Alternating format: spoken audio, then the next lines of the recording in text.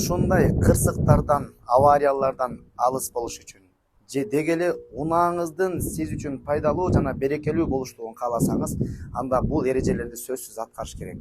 Себеби жан бул аманат. Деги эле сиздин эле жаныңыз эмес, сизге отурган адамдардын ар биринин ден соолугу бул сиз үчүн аманат болуп эсептелет. Ошондуктан унааңызга отурарда сөзсүз буларды аткарып жүрүңүз.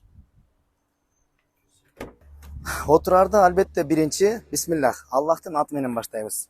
Бисмиллах деп туруп, анан пайгамбар саллаллаху айткан дуаны айтыш керек. Андан алдын сөзсүз түрдө коопсуздук эрежелерине маани беришибиз керек. Анткени жаныбыз биз үчүн Аллах таала аманат кылган. Анан бул дуаны пайгамбар саллаллаху үйрөтөт.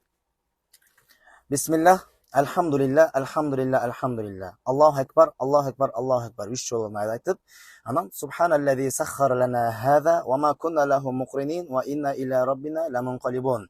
Деп ушул дуаны пайгамбарыбыз дайыма айтып улоого отурган.